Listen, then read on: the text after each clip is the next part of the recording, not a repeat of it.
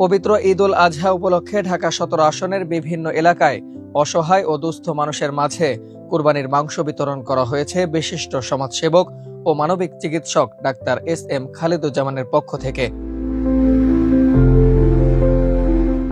মানুষের কল্যাণে দীর্ঘদিন ধরে কাজ করে আসা ডাক্তার এস.এম. খালিদুজ্জামান এবারও ঈদের আনন্দ সুবিধা বঞ্চিত মানুষের সঙ্গে ভাগাভাগি করতে এই উদ্যোগ গ্রহণ করেন।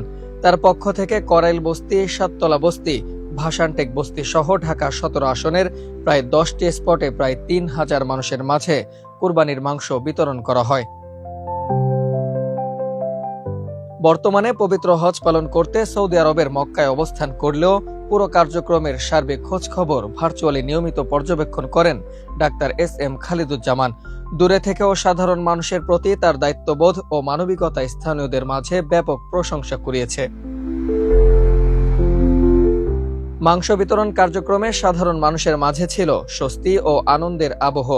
স্থানীয় বাসিন্দারা জানান, ডাক্তার এস.এম. খালিদুজ্জামান সবসময় অসহায় মানুষের পাশে দাঁড়ান।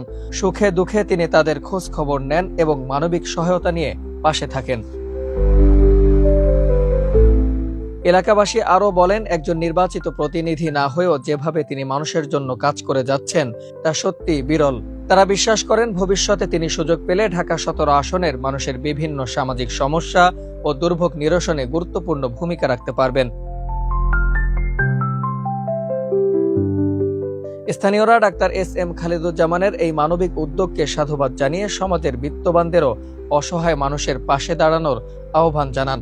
মানবিকতা, সহমর্মিতা এবং মানুষের প্রতি দায়বদ্ধতার এমন উদ্যোগ ঈদের আনন্দকে আরও অর্থবহ করে তুলেছে বলে মনে করছেন সচেতন মহল।